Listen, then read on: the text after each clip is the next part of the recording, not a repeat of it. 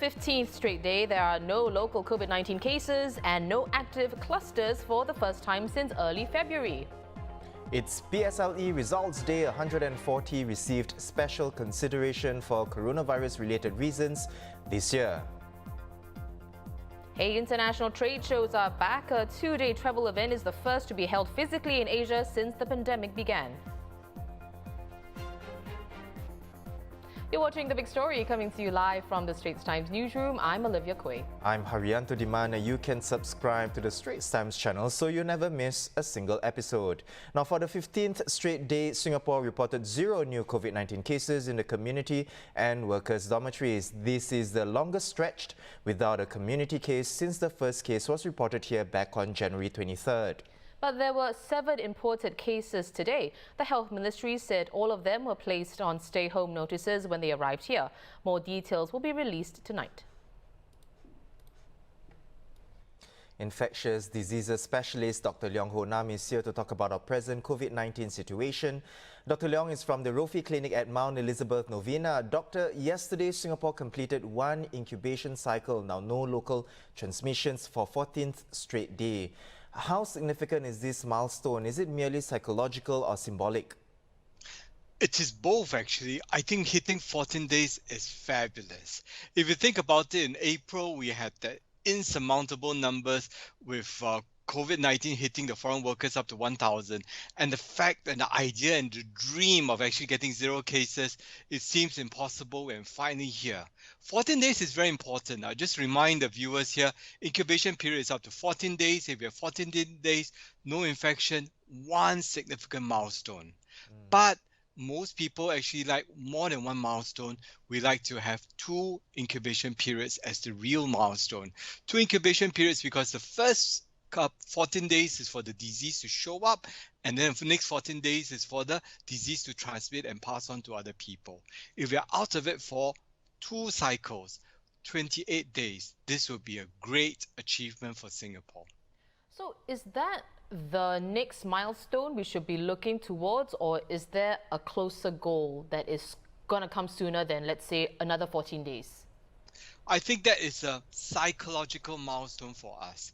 But the real catch, the real goal at the end of the rainbow is to show the rest of the world that Singapore is able to control COVID-19. We have no active communal transmissions. Why? Then we would actually have travel engagements or bubbles between Singapore and the other countries. And let's be honest, the other countries need Singaporeans and business travelers to go there, and so we do as well of the other countries to us in Singapore. So we are eyeing countries like New Zealand, which has done very well, Brunei, Taiwan, China, and even Australia. We have opened our gates to them in that they can come in without having to do a quarantine. We are hoping that this will be reciprocated and we have some form of good travel arrangements between. Remember, Singapore depends on all these people traveling in and out, as well as the business and the trade. This will help Singapore in the long term. Now, going into the second incubation cycle, Doctor, what's your risk assessment? Would the risk of community cases flaring up be significantly less compared to the first cycle? I think the risk will be overall lower. We're going to talk about transmissions coming in from foreign countries to Singapore. And Singapore honestly has a very good, robust system now where we screen the people entering Singapore, and with that we have been very successful in controlling infections at the stay-home notice areas. If we are not careful, cases may slip through. But we have a second line of defense. That second line of defense is you and me, wearing our surgical masks and keeping our social distancing. We keep the physical distancing, the virus can't fly over and join us. And yet, after that, we have a third layer, which is contact tracing. And yet, after that, we have the 4th layer, which is the Trace Together app. No longer are we going to rely on to yesteryear's method back in February and March. We're going to use technology to try to activate people better together. Remember, the Trace Together app or the token will be able to remember who came in Bluetooth engagement with the other. With that, it becomes another layer of defense. So if we do get one breakthrough, the second layer will hold it, the third layer will come into play, And the fourth layer, the Trace Together app, will contain the whole virus and will have it controlled in a snap of a finger. So with these 4 layers that you mentioned, do you foresee then that Singapore will go into phase 3 in the second cycle, or do you think it's more likely to happen when we've managed to clear the second cycle successfully?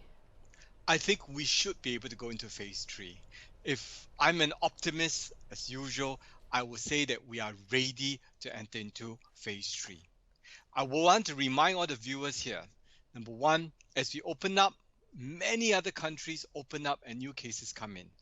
New cases may still come in, but we have the safety nets to prevent a catastrophic collapse of the whole situation again. Life must go on, and life must take on a new direction, a new normal, where the virus comes into play in a certain normalcy. Yet we can go on to our business, and yet we can go on to lives. We can, one, choose not to do anything at all, don't have any links with the whole world, and we'll be safe from the virus. But the whole Singapore will die. The economy will collapse.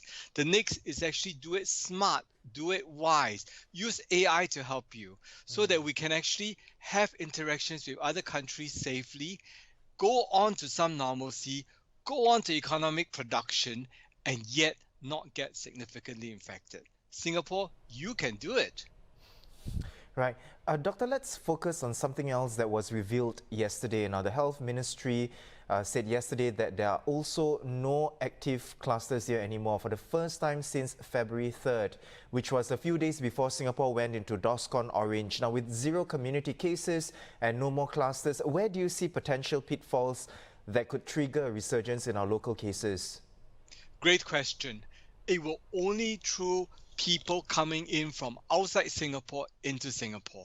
This could be the locals that are returning, or other workers who are coming into Singapore, or even travelers. So these will be the greatest risk to us, and our greatest risk will be inability to screen them, or they present very atypically at the 14th-day mark of presentation of coming into Singapore. So these are our greatest risks. If we can control very clearly the people who come in through to Singapore, then we have really no risk of getting another COVID-19, no risk of getting another active cluster in Singapore.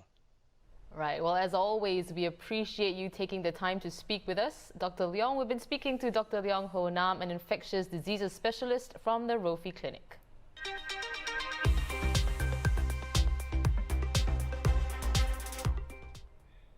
Now, for the 5th consecutive year, 98.4% of primary 6 students who sat for the PSLE made it to secondary school.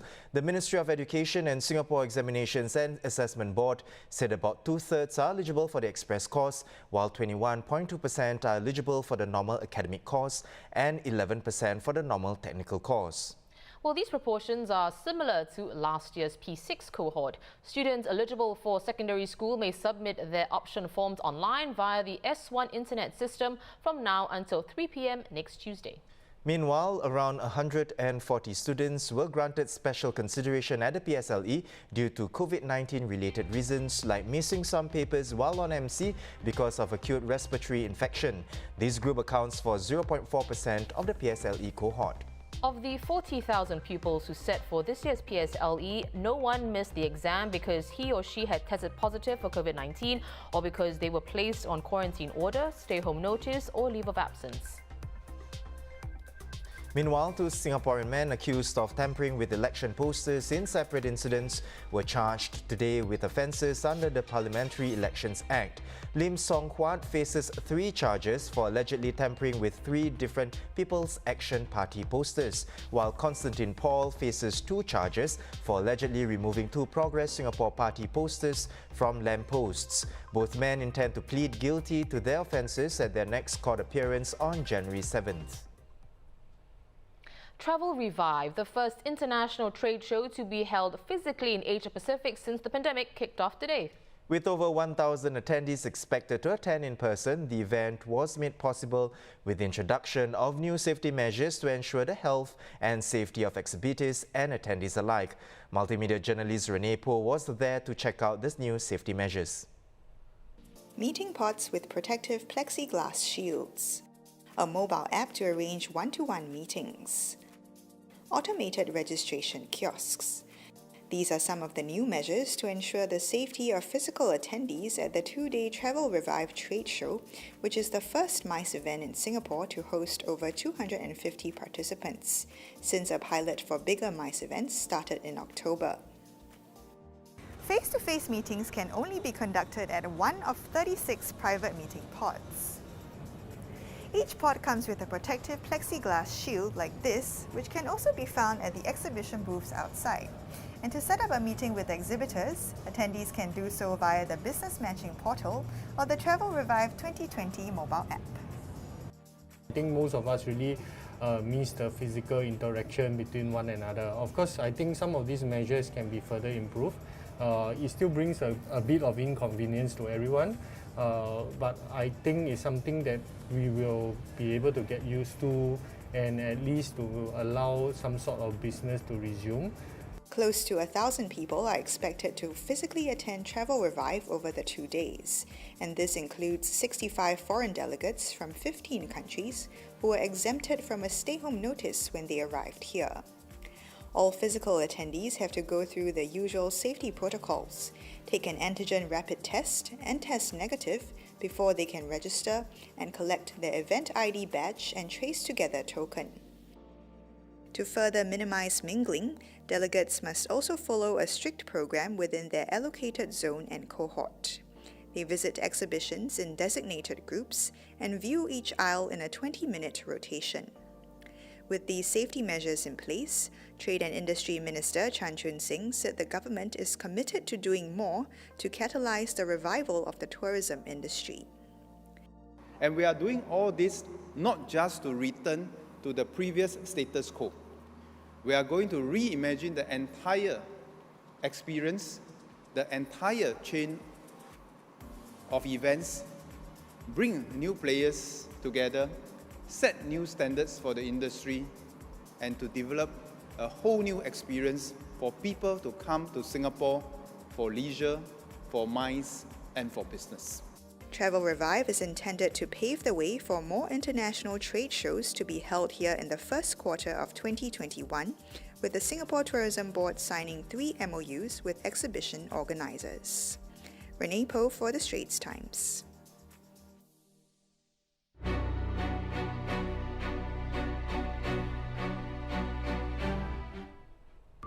A quick look at global news. The Malaysian government has ordered a full probe into the working and housing conditions at Top Glove, the world's largest manufacturer of disposable gloves.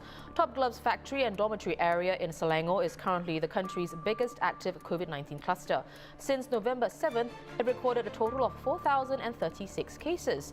Malaysia's Human Resource Minister, visited Top Glove several days ago, and he said the workers' housing conditions were deplorable. According to a person familiar with discussions, US President Donald Trump has told aides that he plans to issue a pardon to his former National Security Advisor, Michael Flynn.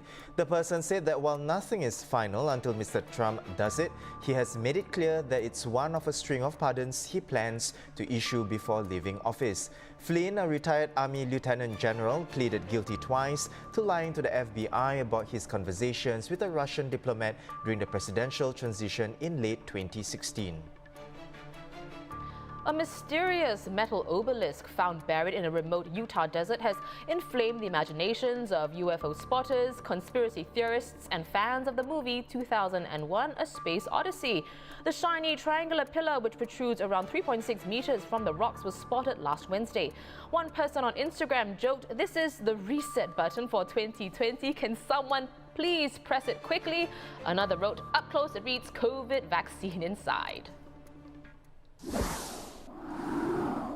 So those are our top stories for today. For more news and videos, visit straitstimes.com and subscribe to our YouTube channel by hitting the red button below. Once again, I'm Haryanto Diman with Olivia Quay.